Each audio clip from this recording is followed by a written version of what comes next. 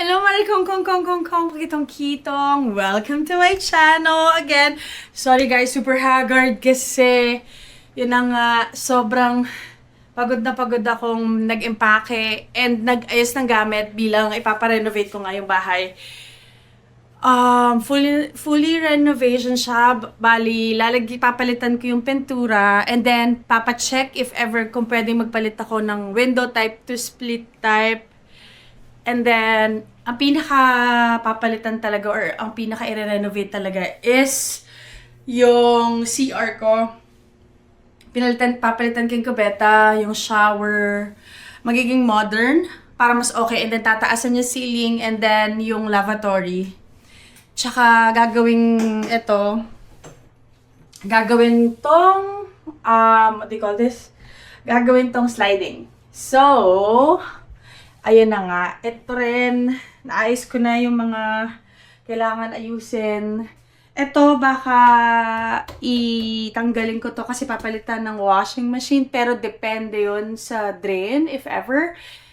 And then, ito rin kasi minsan natatamaan sa ulo ko. So, para lalagyan na lang ng, ano tawag ito?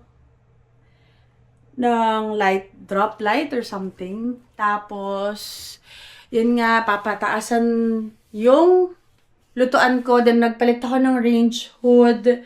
Kakoveran ko lang to ng mga cling wrap. And then, papalitan ko rin into modern sink. Tapos, yun nga, ang plan ko kasi, guys, is maging gray and white sa kwarto. Then, baliktad lang dito. So, yung accent would be gray and then white naman yung wall. So, para lang maaliwalas, alam mo yun. And then, ayun na nga. Sobrang nakakapagod, guys. Sorry, sobrang haggard ko. Pero, gusto ko lang ma-share sa inyo para if ever may plans kayo to renovate your houses or yung unit nyo sa condo, you can ask me anything para if ever I can relay or I can tell you like the prices or whatnot. Kasi ang ginawa ko talaga as in, ako yung bumili, sinamahan ako ni Kuya Max. Si Kuya Max, siya yung parang gagawa. At yung tauhan niya dito.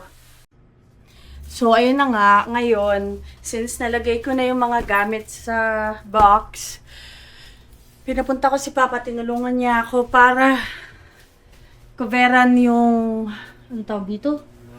Yung mga sofa at saka yung kama ng cling wrap at packing tape.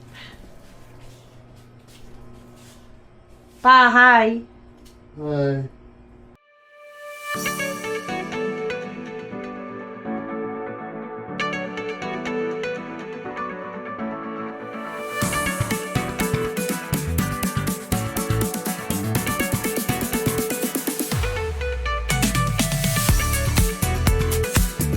So, yeah. If ever may tanong kayo, just tell me. Thank you. I need to rest.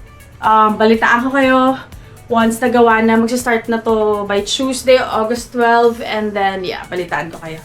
Bye-bye!